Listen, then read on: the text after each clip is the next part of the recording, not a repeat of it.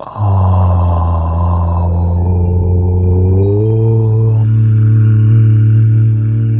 ഗും ഗുരുഭ്യോ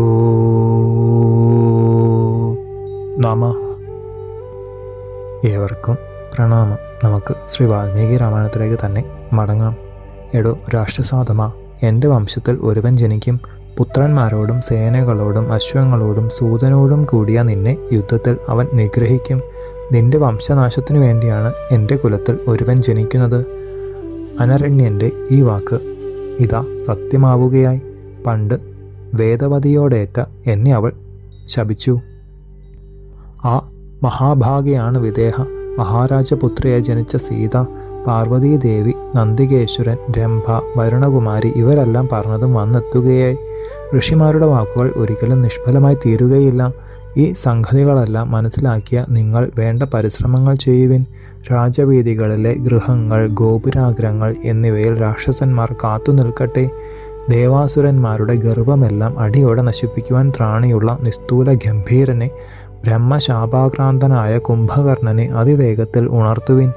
രാവണന്റെ ഹൃദയത്തിൽ ശ്രീരാമനാൽ താൻ പരാജിതനായ രംഗം വീണ്ടും തെളിഞ്ഞു.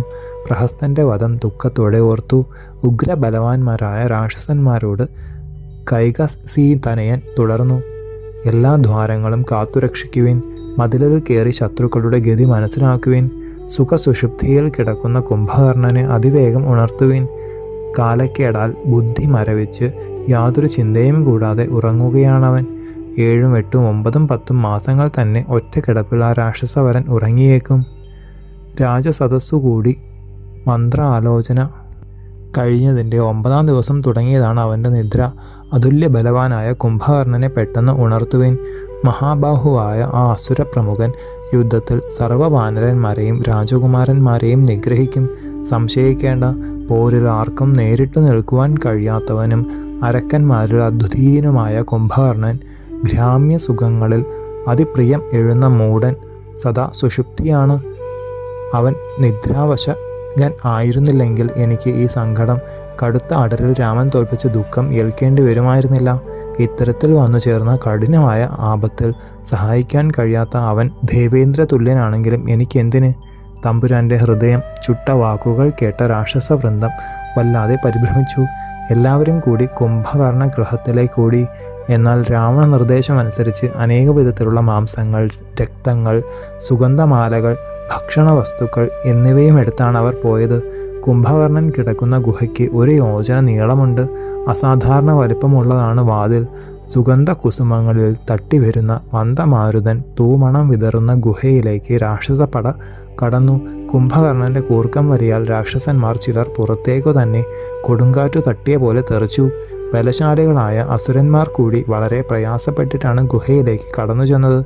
ചുറ്റും പൊൻതിട്ടകളോടുകൂടി ഏറ്റവും നിർമ്മലമായിരിക്കുന്ന ആ ഗുഹയെ കൗണവന്മാർ കണ്ടു. ഉടഞ്ഞുകിടക്കുന്ന മാമല പോലെയുള്ള ആ വികൃതാംഗനെ, ഘോരാത്മാവായ അസുരകേസരിയെ ഉണർത്തുവാൻ എല്ലാവരും ഒത്തുചേർന്നു. കേശജാലങ്ങൾ നിറഞ്ഞവനും ചീറുന്ന പാമ്പിനു തുല്യനും ഭയങ്കരമായ കൂർക്കത്താൽ തന്നെ നടുക്കുന്ന ഭീമരൂപനും കാരാളങ്ങളായ നാസാപുടത്തോടു കൂടിയവനും പാതാളം പോലെയുള്ള വക്ത്ര ഗഹ്വരമുള്ളവനും സർവ്വ അവയവങ്ങളും മൃദുലമെത്തയിൽ വെച്ചിട്ടുള്ളവനും മേധസ്സിൻ്റെയും രക്തത്തിൻ്റെയും ഗന്ധമുള്ളവനും തങ്കത്തോൾ വളകളും സൂര്യതുല്യ രത്നക്കിരീടവും അണിഞ്ഞിട്ടുള്ളവനും ശത്രുക്കൾക്ക് മുഴുവൻ അന്തകതുല്യനുമായ കുംഭകർണനെ കണ്ട പിശുദാശികൾ മതിയാകാത്ത ഭക്ഷ്യപദാർത്ഥങ്ങൾ കൊണ്ടുവന്ന് കൂട്ടിത്തുടങ്ങി. പലതരത്തിലുള്ള മൃഗങ്ങളുടെയും പോത്ത്, പന്നി തുടങ്ങിയവയുടെയും മാംസം മേരുപർവ്വതം പോലെ ഉയർന്നു. അത്ഭുതജനകമായ വിധത്തിൽ ചോറും കൂട്ടിക്കഴിഞ്ഞു. 1000കണക്കിൽ കുടങ്ങൾ രക്തങ്ങളും പല മാതിരി മദ്യങ്ങളും നിറച്ചു വന്നെത്തി. കണ്ണുമിഴിച്ചാൽ കാണത്തക്ക വിധം ഇവയെല്ലാം കുംഭകർണ പുരോഭാഗത്തിൽ ദേവാരികൾ ഒരുക്കി വെച്ചതിനു ശേഷം മികച്ച ചന്ദനക്കൂട്ടുകൾ, കളഭങ്ങൾ തുടങ്ങിയവ ആ ശത്രുതാപിയെ ധാരാളം പൂശി ദിവ്യസുഗന്ധത്തോടു കൂടിയ മലർമാല്യങ്ങളെ മണപ്പിച്ചു. സൗരഭ്യമാർന്ന ധൂപങ്ങൾ ഏൽപ്പിച്ചു. ഇടിനാദം പോലെ എല്ലാവരും ഒത്തൊരുമിച്ച് ആ വൈരിനാശകനെ സ്തുതിച്ചു. കാർമേഘമാലകളുടെ കനത്ത ശബ്ദം പോലെ വീണ്ടും വീണ്ടും വിളിച്ചു. പൂർണ്ണചന്ദ്രപ്രകാശമുള്ള ശംഖുകൾ കർണസമീപത്തിൽ നിന്ന് ഉച്ചത്തിലൂതി. എല്ലാവരും ഒന്നിച്ച് കൂടി നിന്ന് ദ്വേഷത്തോടെ കൂക്കി ആർപ്പിട്ടു, അലറി, കൈകൊട്ടി. നക്തഞ്ചരന്മാർ എല്ലാവരും കുലുക്കി. ഉച്ചത്തിലുള്ള കോശങ്ങൾ തുരുതുരെ ഉണ്ടാക്കി. ഭേരി, പണവം തുടങ്ങിയവയുടെ ഗംഭീരനാദം, ശംഖ്, കൈകൊട്ടൽ, ഗർജനം എന്നിവയോടുകൂടി ഉയർന്നു. ആകാശത്തിൽ സ്വച്ഛന്തം വിഹരിക്കുന്ന പക്ഷികൾ കൂടി നിലം പതിച്ചു തുടങ്ങി. എന്നിട്ടും കുംഭകർണൻ ഉണരുന്നില്ല. നിശബ്ദമായൊരു അന്തരീക്ഷം മാത്രമാണ് രാവണാനുജന് അവയെല്ലാം. ആശുരേന്ദ്രന്മാർ ആലോചിച്ചു, ഇനി എന്തു ചെയ്യണം?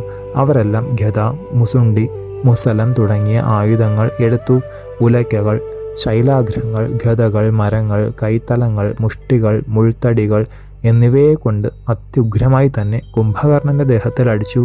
നിശാചരേന്ദ്രന്റെ സുഷുപ്തിയിലുള്ള ശ്വാസോച്ഛ്വാസം തട്ടിയപ്പോൾ ശക്തന്മാർ അശക്തന്മാരെ പോലെ നിൽപ്പുറയ്ക്കാതെ ആടിത്തുടങ്ങുകയാണുണ്ടായത്. മഹാവിക്രമികളായ അരക്കന്മാർ അരയും തലയും മുറുക്കി പെരുമ്പറ, മൃദംഗം, പണവം, ശംഖ്, കുംഭം തുടങ്ങിയവയെ 10,000 രാക്ഷസന്മാർ അത്യുച്ചത്തിൽ ഒപ്പം മുഴക്കി.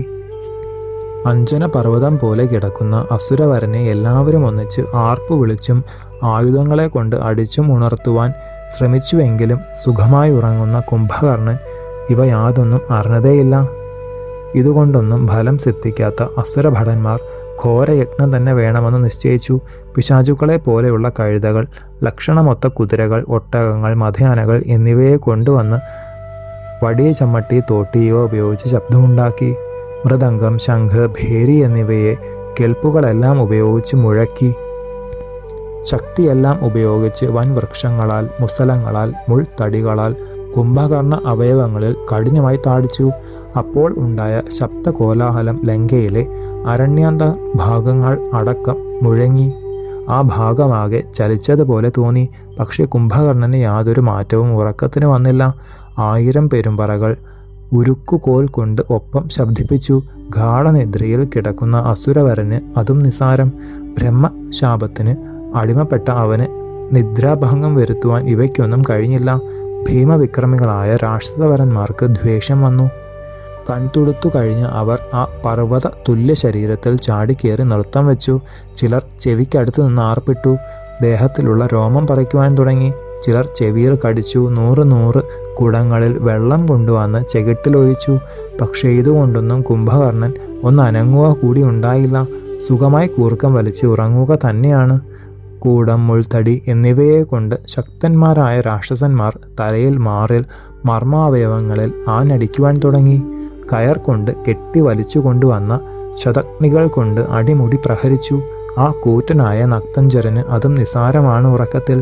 ഉന്നതങ്ങളായ 1000 ഗജവീരന്മാരെ കൊണ്ടുവന്ന് ദേഹത്തിൽ അങ്ങോട്ടും ഇങ്ങോട്ടും ഓടിച്ചു തുടങ്ങി. എന്തോ ഒന്ന് തന്നെ സ്പർശിച്ചതുപോലെ തോന്നിയ ആ ശരമുഖ്യൻ പതുക്കെ ഉണർന്നു. പർവ്വത ശിഖരങ്ങളെ കൊണ്ടും കഠിനമായി പ്രഹരിക്കുന്ന ഏതിനെയൊന്നും ഗണിക്കാതെ ഉറക്കം പോയപ്പോൾ ഉണ്ടായ കഠിനമായ വിശപ്പോടെ കുംഭകർണൻ എഴുന്നേറ്റു.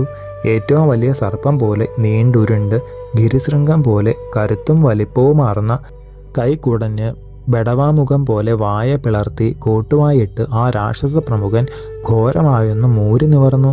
കോട്ടുവായിടുന്ന അവൻ്റെ പാതാള തുല്യമായ വക്ത്രം മേരു പർവ്വത ശൃംഗത്തിൽ ഉദിച്ച ദിനകര തുല്യം കാണായി. ഉറക്കം കൊണ്ട് കൺമുഴുവൻ മിഴിക്കാതെ കോട്ടുവായിടുന്നതോടെ ഒരു നെടുവീർപ്പ് പർവ്വതാഗ്രത്തിൽ നിന്നുണ്ടായ കൊടുങ്കാറ്റ് പോലെ പുറപ്പെട്ടു. എഴുന്നേറ്റിരിക്കുന്ന കുംഭകർണൻ്റെ ആ രൂപം വെള്ളിൽ പക്ഷികളോടുകൂടിയ വർഷാരംഭ മേഘമാല പോലെ ശോഭിച്ചു. അന്തകതുല്യനായ അവൻ കൺമിഴിച്ച് ചുറ്റും നോക്കി. ചെന്തി നിറമുള്ള കണ്ണുകൾ ഇടിമിന്നൽ പോലെ ജ്വലിക്കുന്ന 2 വൻഗ്രഹങ്ങൾ പോലെ തീക്ഷ്ണമായി പ്രകാശിച്ചു. അനേക തരത്തിലുള്ള ഭക്ഷ്യപേയാദികളെ രാക്ഷസന്മാർ സ്വാമിക്ക് കാണിച്ചു കൊടുത്തു. വിശപ്പ് കൊണ്ട് വിവശനായിരുന്ന ആ അമേയശക്തൻ പന്നി, പോത്ത് എന്നിവയെ വാരി വാരി തിന്നു.